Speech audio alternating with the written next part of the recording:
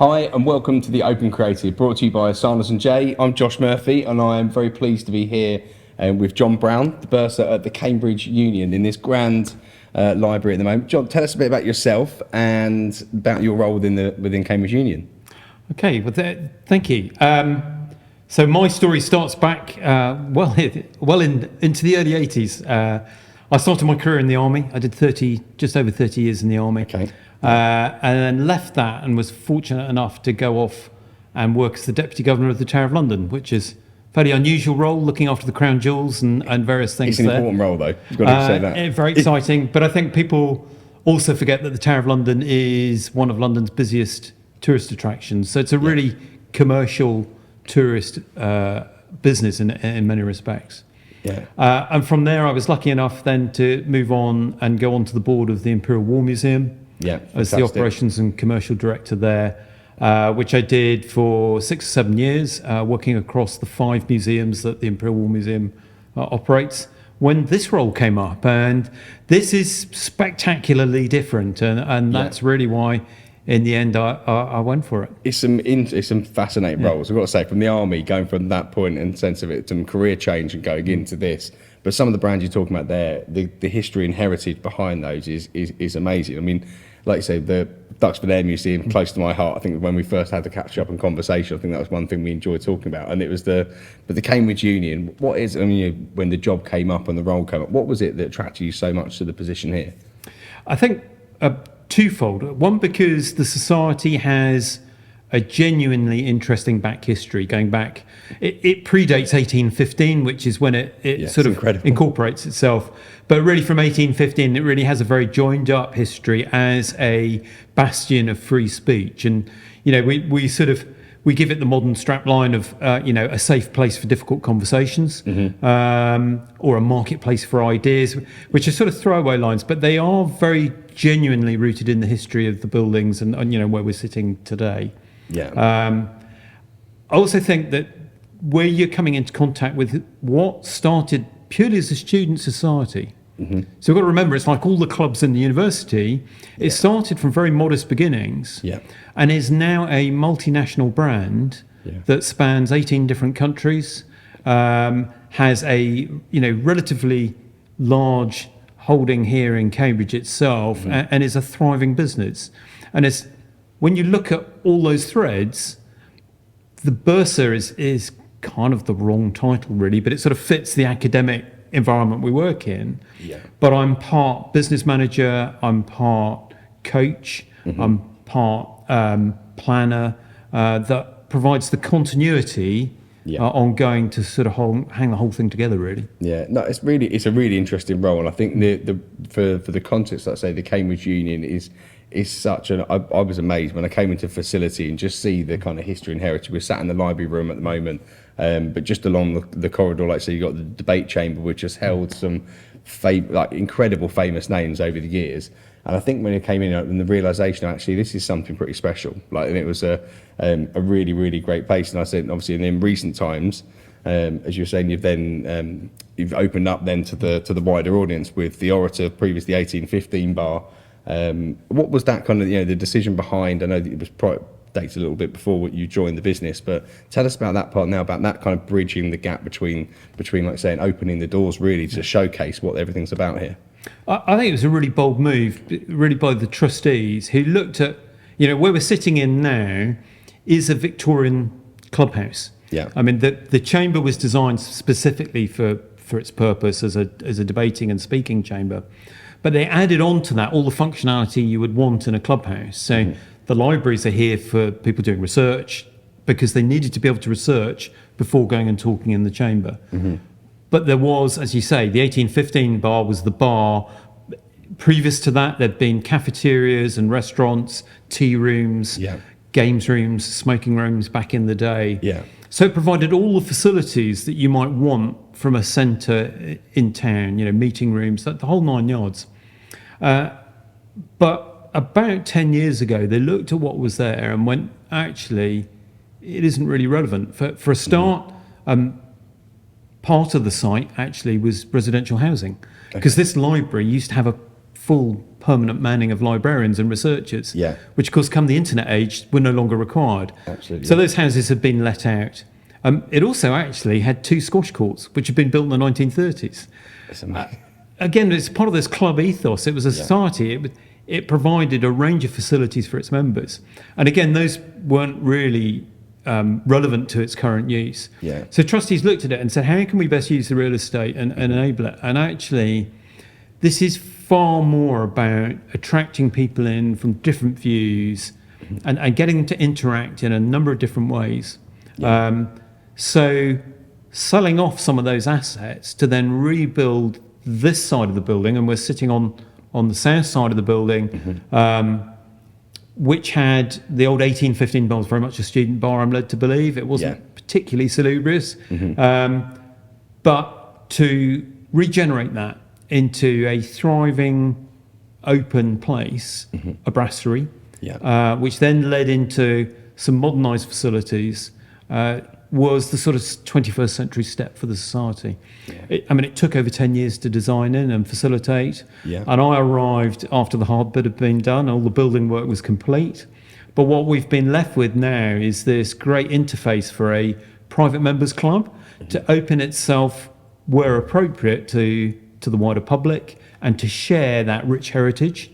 And also get more people to come in and use the whole thing and experience the whole place. Absolutely. Like I said, I was wowed when I came into it. And I think, like I said, I just taken back by the amount of facilities and like saying every corner you turn within the building and you kind of feel that kind of the heritage and history all behind it. And I think, like I said, so we came obviously first introduced when the Orator actually turned up, and I actually was amazed then to find out the history and heritage beyond that. And that's how I kind of personally got into the brand, understanding the business and what was behind it. But it really feels like now there's that platform for future growth and then to develop it. And then, like I said, I think it's we want to go on to that literally a little bit around the kind of like brand transformation around because I think you have to look at it from a completely different angle. Sometimes you come in and go, right, as an agency we'll go, okay, we're going to change this and do that, but you're managing something that is very precious with a lot of history behind it. What was it like from your point of view when you're looking to make changes and to modernise it and change with the times? Was there a period or process in terms of, how did you go about that? What was your kind of thinking when you first came in? Well, I think, one of the things that tends to happen in historic organisations is you tend to get groups within groups. And those that, there will be people who are very passionate about traditional core values to the organisation, and there'll be those who are trying to modernise or do something different. And very often you can get quite stovepiped organisations where they're getting on okay, but they're all just doing their own thing. And I think the one thing I was really struck about here is what I wanted to try and introduce was this one team ethos. And the idea that there isn't a student bit to this and a bit that's open to the public and a bit that does serious debating and a bit that does together.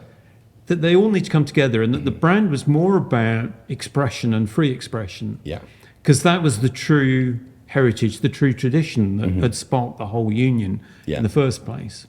And that also wasn't limited to the just the verbal form, just the talking. This could be done in a number of ways, and I'm not. It wasn't an original idea. The students and the committee had already entertained.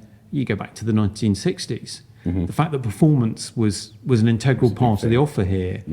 But it's never really been recognised and integrated as part of that. And so what we're trying to build now is this. And I'm sorry to use the sort of the catchphrase, the glib catchphrase, but the marketplace for ideas, and those ideas could be an art exhibition, they could be music, they could be poetry, or they could be, the really key debate about a difficult issue that we're really addressing some difficult topics that people are genuinely uncomfortable with, but we can do it in that structure that allows them to be positive. I think it's important in this day and age as well, where about sometimes, like I say, that it is almost you have to be very careful what you do say in the open market, but in the sense of actually when you're in a, like I said, a safe place to have those conversations, I think it's really important. Going back, so thinking about that kind of when we first conversation of, you wanted to really take stock of whereabouts the business was, what they were doing. Like you said, it felt fragmented to start off with. And when we went through the branding day where we got everyone around the table. What was the kind of like the key outputs from that day? How did that kind of, when we sat around, I think for me, it was really interesting when we had all the different characters around the table, the different stakeholders within the business, from students right way through to yourself and the team, the chef team. Literally, like I say, there was a real good mix of everyone, and I felt like there was really good insights that came out that allowed us to have those conversations and actually almost cement your kind of the theory, because it was when we went into it, you had a kind of a hypothesis of, I think this is the direction, but I want to test it, and we're going to go through that. And that day kind of for me felt like we kind of really kind of teased those ideas out to get then the kind of insight to cement it and say, no, I think we're all behind this, and we do that. So what was the kind of the day like for you? I think the nature of the organisation is a really interesting one, because it's student-led and student-run, but the students inevitably, because they're only at university for 3 years, and they can only do a certain amount within the union in that time, of course, change over fairly frequently. Yeah. You've got in that group really bright, really able young people who come up with some fantastic ideas.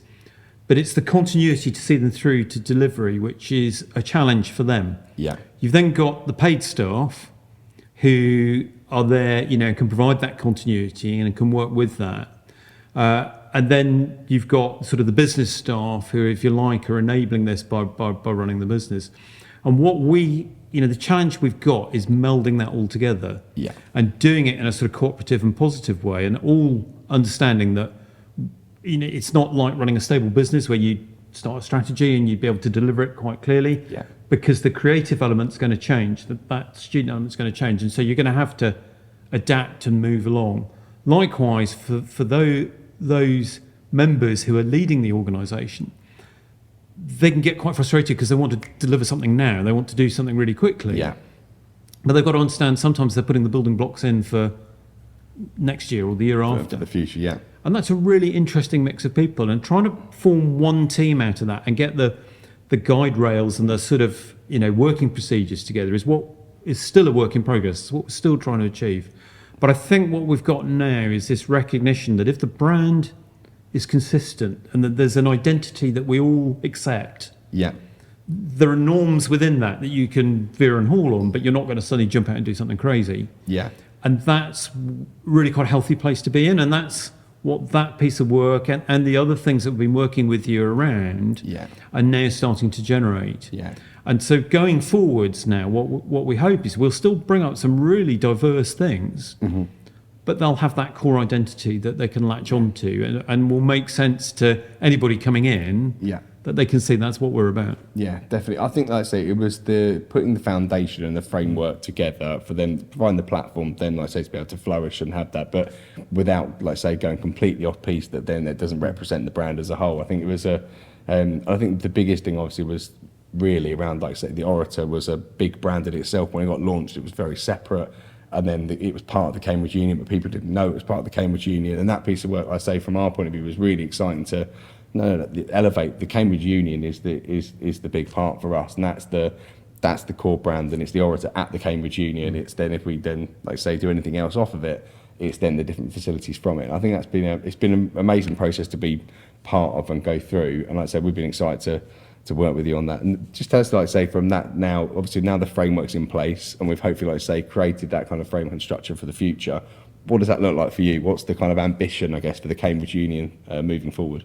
Well, I think there are three legs on the stool, if you like, that you've got to work with. One is the sort of core offer, which is the student members are the heart of the society. Yeah. Any one time in Cambridge, there'll be several thousand students who are members here. Now, they buy life membership. So addressing that audience and making sure we talk to them after they've left university as well. There's a huge network out there of the alumni of the union. We're in contact with over 40,000 of them at the moment. Yeah. And so I think there's a job of work in bringing all those people and still bring them into contact with what we do at the union, both physically here in Cambridge, but also online, and the sort of broadcasts that we're doing at present. Keep part of that journey ongoing. There. Yeah. So that's the sort of heart and core of the organisation.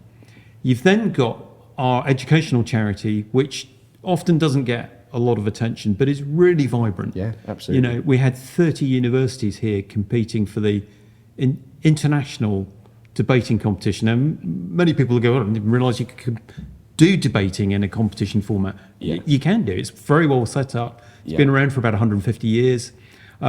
You know, 30 different countries coming here and competing for a world title. Yeah, it's a really big thing. Really vibrant, really fantastic. And that spins off into the fact that we then do free speech education, communication skills, in conjunction with partners in 18 countries worldwide now. Yeah. That involves our members going out to those countries and helping secondary school level students Yeah. up to university in English, and that's surprising, you know, when you think about it.